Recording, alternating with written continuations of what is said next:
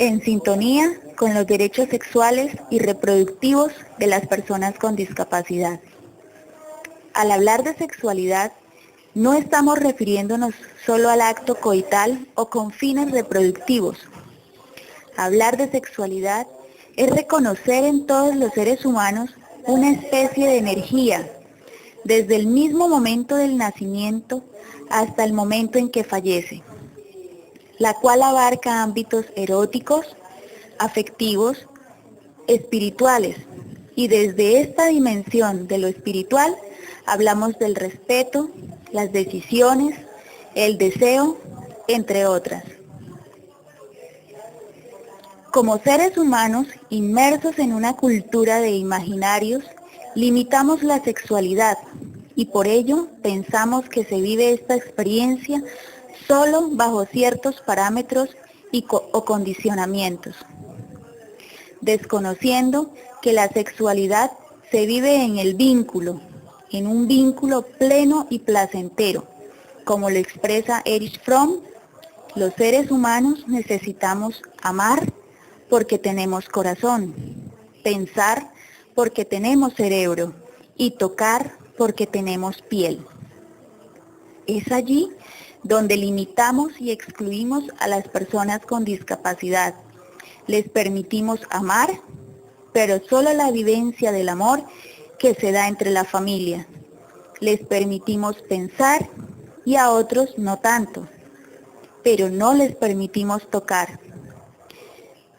No les permitimos tener autodeterminación.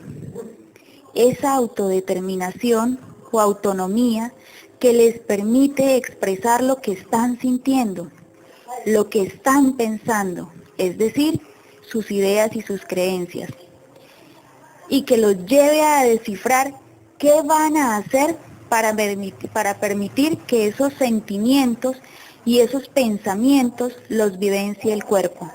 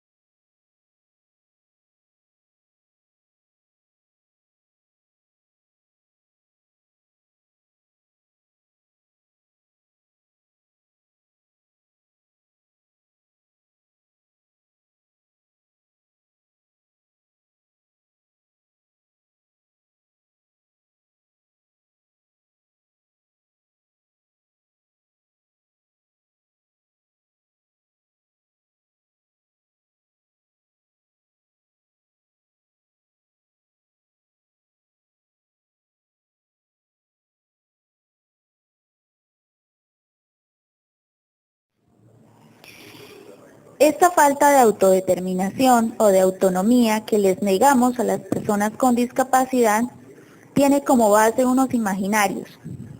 Dentro de los más comunes con relación a la sexualidad en la discapacidad están el creer que esa vivencia se les anula del organismo, que los deseos, las necesidades y el erotismo no existen en ellos. Otro de los imaginarios es la eterna inocencia infantil.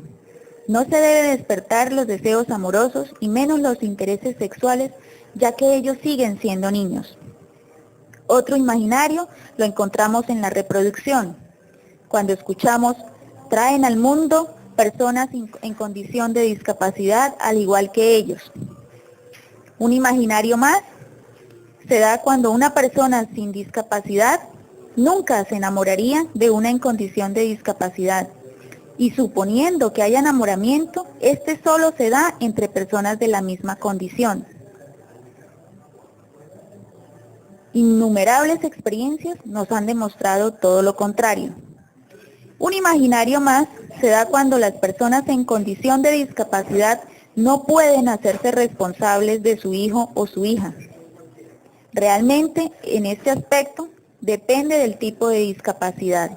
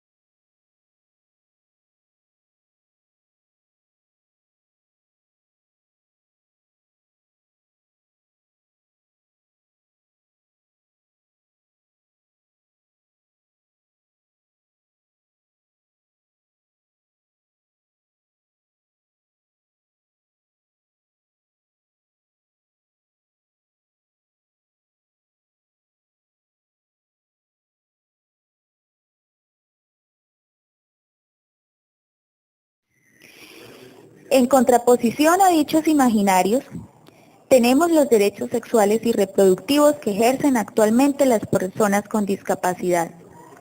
Dentro de estos derechos tenemos derecho a querer y a ser querido, derecho a los besos, derecho a los abrazos, derecho a tener relaciones sexuales, derecho a conocer, respetar y amar el cuerpo y los genitales, derecho a casarse y a disfrutar juntos, derecho a tener hijos solo si ellos lo deciden, derecho a una educación sexual, derecho a la adopción, derecho a participar y a decidir qué quieren para su sexualidad, y derecho a no tener actividad sexual, entre otros.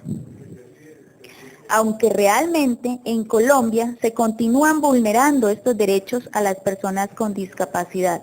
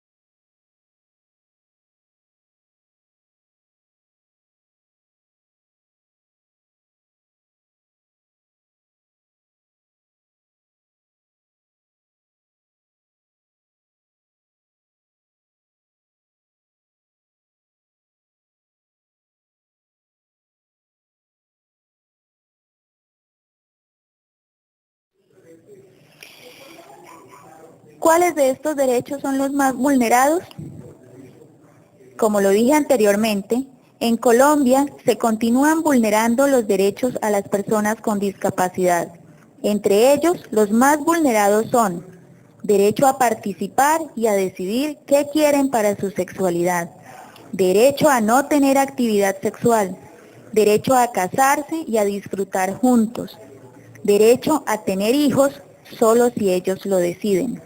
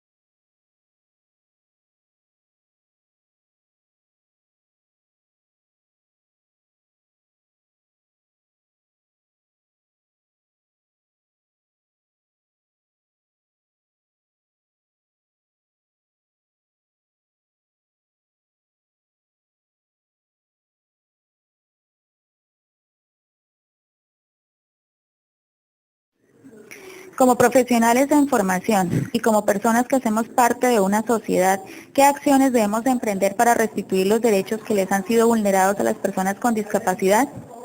Es obvio que lo primero que tenemos que hacer es documentarnos al respecto, adquirir conocimiento, informarnos más sobre el tema.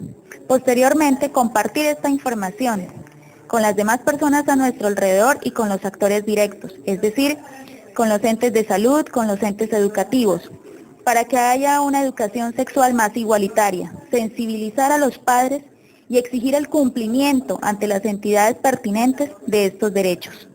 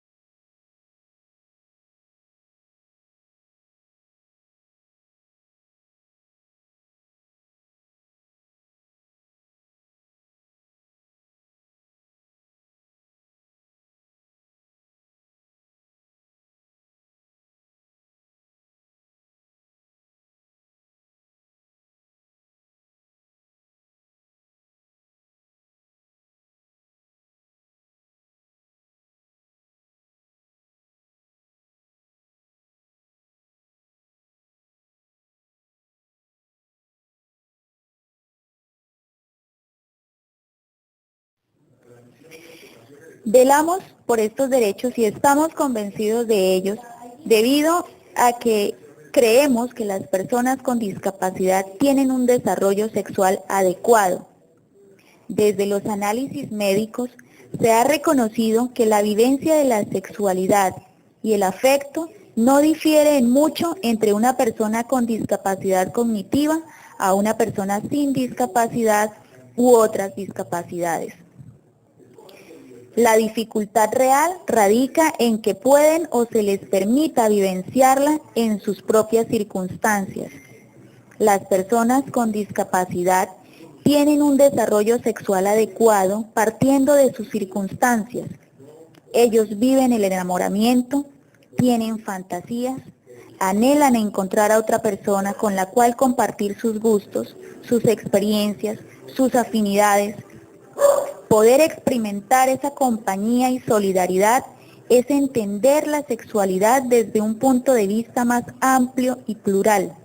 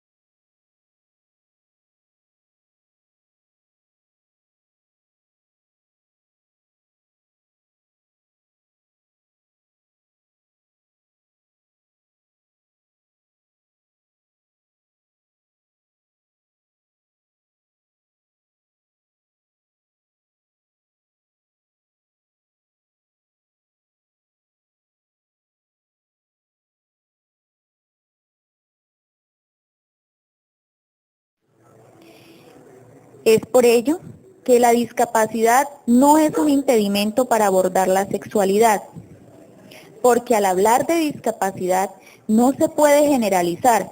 No es lo mismo hablar de discapacidad sensorial, discapacidad física, discapacidad medular o discapacidad intelectual. Así como tampoco la sexualidad se vive exclusivamente en la genitalidad y el coito. El ser humano vive y expresa su sexualidad de diversas formas, incluyendo la manera en que cada ser se integra, se relaciona y se posesiona en el mundo en el que se encuentra como un ser sexual.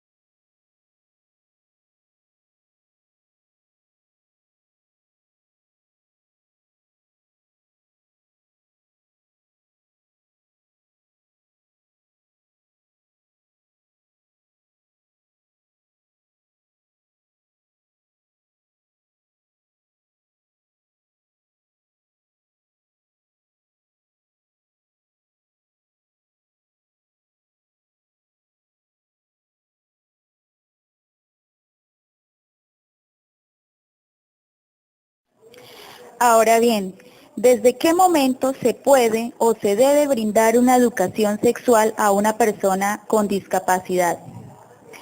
Para dar la respuesta, citamos a la doctora María Marta Castro Martín, especialista en el tema, donde ella dice que el momento es impreciso, depende de la edad y del grado de madurez que tenga el infante, pero aún así, desde el primer momento se debe iniciar por el reconocimiento de su propio cuerpo. ¿Quiénes deben impartir esta educación? Los miembros que deben encargarse de dicha educación inicialmente son los padres o los cuidadores directos. Posteriormente, vienen los educadores seglares en los colegios.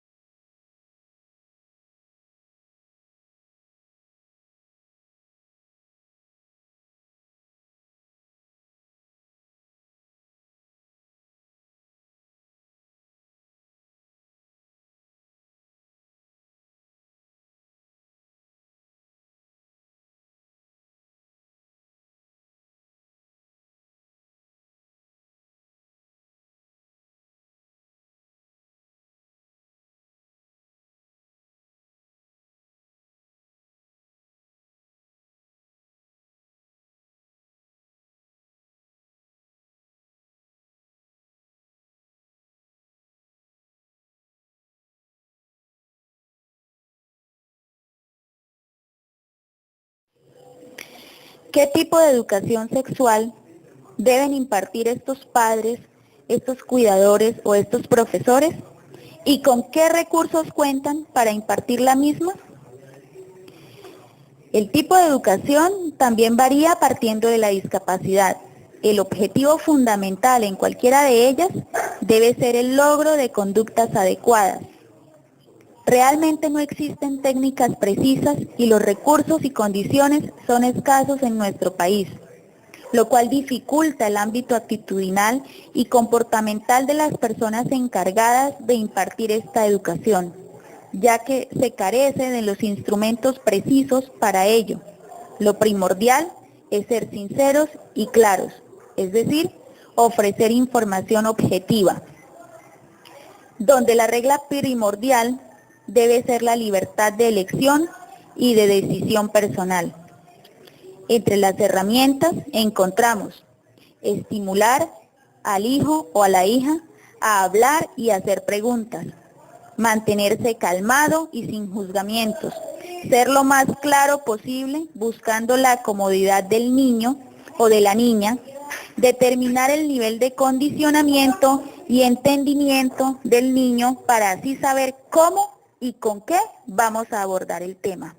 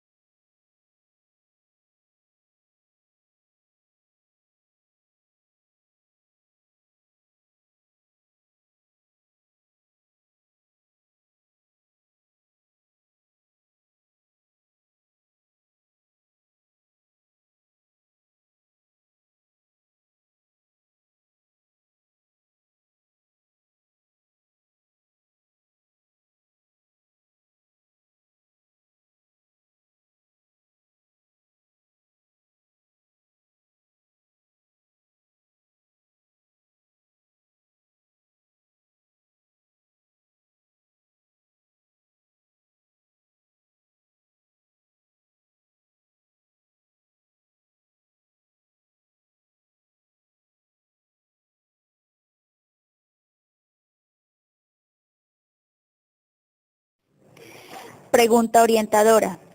¿Qué relación tiene su profesión con el goce afectivo de los derechos y la calidad de vida de las personas con discapacidad, acorde con lo expuesto por la invitada Sara Benavides?